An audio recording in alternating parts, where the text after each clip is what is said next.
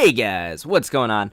Myles here with an all-new Lightroom tutorial. In this tutorial, I'm going to show you how to achieve a moody blue look with your images. Recently, I posted a few of these up on my Instagram, link down below. And a few people reached out asking me if I could show them how to do this. So that's what I'm going to do with this video, guys. Remember too, if you like these videos, you want to see more Lightroom tutorials, smash that subscribe button down below, guys, and leave me a comment letting me know what you would like to see. Alright guys, let's dive in and check this out.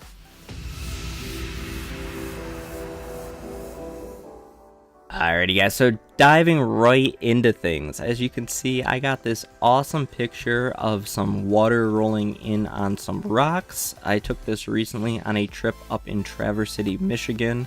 If you don't know where Traverse City is, Google it. It's awesome. It's a cool little beach town in the northwest corner of Michigan's Lower Peninsula. Lots of great photo opportunities. Anyways, so checking things out, as you can see, this image is kind of blown out, kind of washed out, doesn't look very good. This isn't something you'd throw up on an Instagram profile. You wouldn't really use this image, but we got this cool log coming out of the water, got this weird looking island, so we're going to try to minimize that a little bit, but we got these really cool waves coming in on these rocks. So let's jump into things. The first thing I'm going to do is I'm going to come down, and I do this with all my photos. I enable profile correction, and that really washed everything out, but we can come back and fix that later. The next thing I'm going to do, and that's what I always do, is I come here to my adjustment tool and I go to the angle and I click on the ruler and just draw across the horizon there. Whoop, went a little too far. And that kind of just straightens out my image. So that's the first two steps I do on all my images. I make sure my horizon's nice and straight, and I make sure that I enable the profile correction. So next, what I'm going to do to get that blue look is I'm going to bring down my temperature. And the reason for this is it kind of brings out the blue in the image, and you don't want your images looking too warm if you're going for that deeper, darker blue look. Next, what I'm going to do is I like to shoot all my landscape photographies about 0.5 to a full f-stop, overexposed. Again, it's easier to bring back the highlights and tone them down than it is to bring up my darks. So what I'm going to do is I'm just going to drop my exposure here by a full f-stop actually, and I'm going to bring my contrast up something about that because I really want these rocks to stand out. Next, what I'm going to do is I'm going to bring down my highlights to bring back the clouds, something like right in there. You can see that these clouds really came back. And I'm going to up my shadows to make sure that these rocks pop, because I want, the viewer to be focusing on this area, not so much this island. So that's what I'm going to do. I'm going to bring my whites up just a hair. I want this pop, and I'm going to bring these blacks down because I really want those shadows in my images, especially in the rocks. So I'll do something like this. Again, it's all based on the image that you have. For me, this is what looks best, but if it was a different image, I might play around with these a little bit differently. Next, I'm going to bring up my clarity. I like to bring it up just a hair. I don't like to really drag this up because you can start, if I do it real quick, you can start to see you can make your photo look unrealistic. So I like to bring it up, especially with just my landscape photography, just a little bit, and I think it makes my photos kind of pop. Next, I'm going to bring down the saturation. I want to make sure it's, more faded. I don't want my colors very vibrant. I'm also going to bring down this vibrance a little bit here. I like to do the saturation first because that tells me if I need to bring down the vibrance at all. That's all. Again, personal preference. You can do it however you'd like. For me, I found this works best. Same thing with dehaze. I might bring it up just a hair in this image. Make sure I bring back the blue in the water. So next I come down to my tone curve, and then this is where I get most of my fade and most of the shadow in my images. So what I like to do is I come in here and add 5 points right off the bat, something like this. And I start at the top. I like to bring this down just a little bit. That takes the edge off the highlights. And I'm going to bring these highlights, how do I want to do this? Yeah, I'm going to bring them down a little bit. like that, to bring back some more texture and detail up in these clouds. So I'll do something like this with the S-curve, and I'm going to bring these midpoints up just a hair. I'm going to bring these shadows up just a hair to make sure that I really get these rocks to come back and the detail in the rocks to stand out. So I'll do something like this, and now what I'm going to do is I'm going to drag this black all the way up. And what that does is, if I get this right here, I'm going to still play with it a little bit. It adds the fade to my image, so right off the bat you can see when I'm playing with this that I'm really adding a fade, especially like right in here. Now you don't want to go crazy with this because you can make it look funny, but just a little bit of a fade makes the image look pretty cool. Do something. Again, I'll sit here. Whoop, don't do that. I'll sit here for quite a bit of time, especially if this is an image I'm going to post or give to a client. I'll sit here for I don't know how long and just play with it till I get something I like. So if we do the before and after, you can see that I'm already getting that deeper, darker look. So I'm going to leave it at this and move on for right now. So next we're going to come down to HSL, or hue, saturation, luminance. I like to start off with my saturation. Reason being is I like to play with these blues when I'm trying to get that blue look. So I'm really going to crank these up here. And right off the bat, you can see I'm pulling out the clouds. I'm pulling out this darker area back here in the water. Really starting to make the water pop. I'm going to bring up these, let's see, I'm going to play with these aquas. I don't feel, when you're doing this, make sure you play around with these sliders, because you can really see what's going to happen to the water and your image when you play with them. For me, I'm seeing like changes in this water temperature. I'm going to drop these greens all the way down because I'm trying to crush this island. Again, I said I want to kind of just make it, I like it there, but I want it to be less of a distraction. So by dropping the greens, it kind of takes away from the foliage over there. I'm also going to drop my yellows. I want to kind of mute this area right here and make these stand out a little bit more. So by dropping the yellows, I can kind of take it out of the water. Same thing with the oranges. I'm just going to drop them. I don't know where I want to be. Something like that. And I'll drop my reds a little bit as well. If I come down to the purple and magenta, there's not a whole lot in this photo. You can see it up here a little bit in the clouds, so I don't need to really play with it all that much. I'll probably drop it just a little bit, and I don't think there's any magenta at all. So I'm just going to reset it. If you double click on magenta, it will reset it to 0. So next I'll come down to my luminance. I'm going to up my blues just a little bit.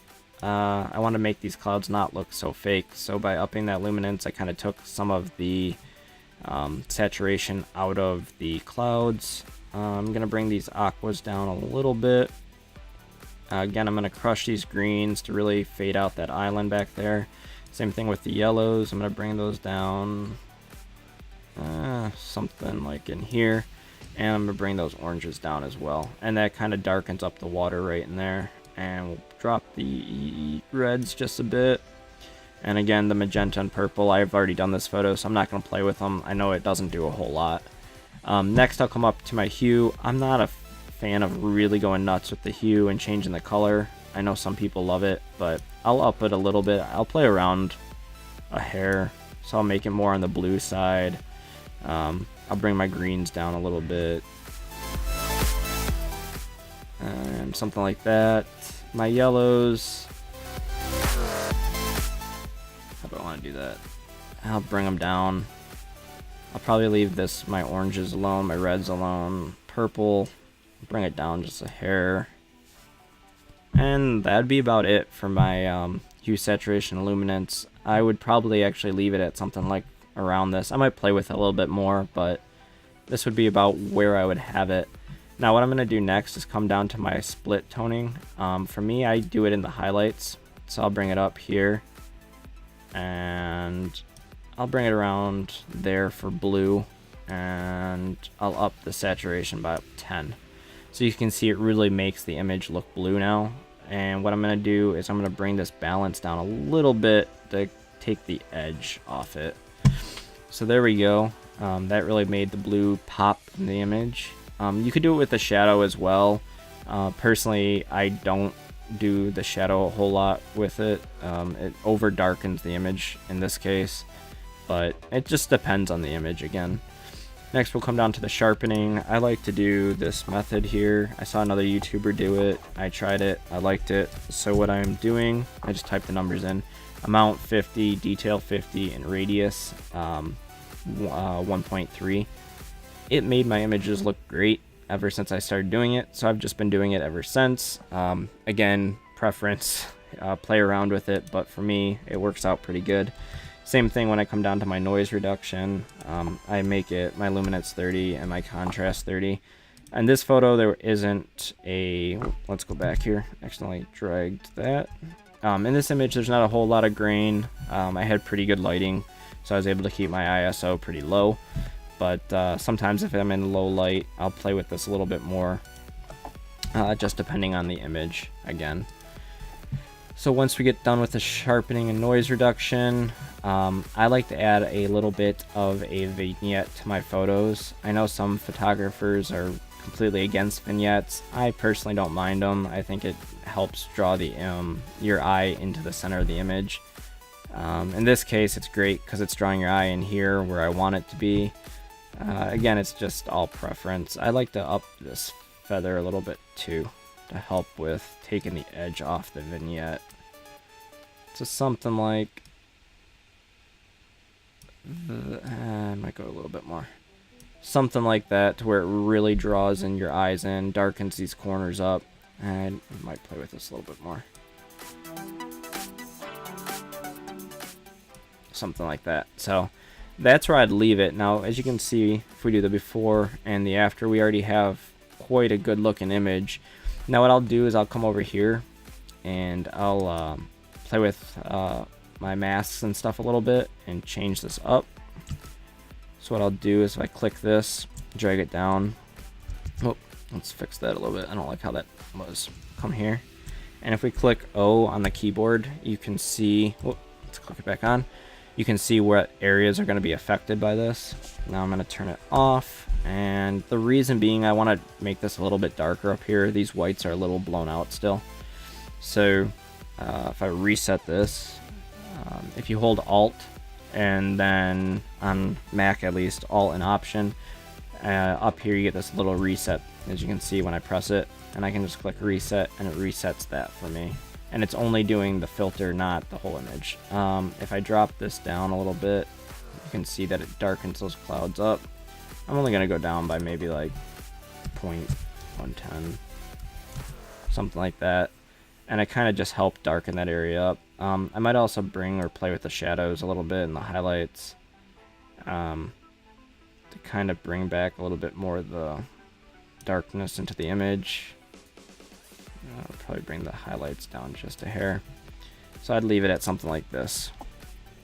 And then sometimes I'll come in here depending on the image and I'll paint in. If I wanted to like make this darker in here, I'd paint in. So let's try it with this island, right? So this island looks kind of, you can still see the detail. So like, let's draw it out. So I'm going to press O on the keyboard, click on my brush tool, and I'm just going to kind of paint over this island a little bit. You don't have to be super precise when you're doing stuff like this because you're not going to go crazy. But just kind of paint over the island, something like that. And then we're going to press O so we can now see. And we're just going to darken. How do we want to do this? We'll reset it again. And we'll just drop the exposure a little bit. Right there. Sometimes I suggest zooming out too when you do this. Reason being is because when you're zoomed in, you can't really tell the overall exposure. And when you're zoomed out, you can really see, go back to this, make sure we're clicked on it. You can really see what it's doing to the image there. So you can see by, if I go crazy, that you can see this little shadow now. So you don't want to do that. Maybe if you just did like negative 0.1 again, it kind of darkens up that foliage and takes your eye away from it. Same thing, we could, bring the contrast down just a hair right there. And maybe drop the shadows. Again, you don't want to go nuts because you can make it look fake, but a little bit like that. And it really darkens up those foliage right there and kind of makes the image pop out a little bit more. So before, after again. And there you have it. So that is what I would do for an Instagram or just even my website blog to get that darker feel to my images. Now, if I was going to do this for Instagram, I would click the crop tool and I would come in here and do a 1:1 and kind of position it something like that. Probably would be pretty cool. Trying to getting this in, you know, the corner here, something like that. Probably like that, and I'd crop it like that. And if we do the before and after again, you get that awesome just moody blue look. And this works for all your images too, so it kind of gives you that theme if you're going for that on your Instagram. Alrighty guys, so there you have it, a quick look at how to achieve a moody blue look with your images. Remember, if you like these videos and you'd like to see more, smash that subscribe button down below guys, and leave me a comment letting me know what you'd like to see next. Alright guys, I will catch you in the next video. Peace!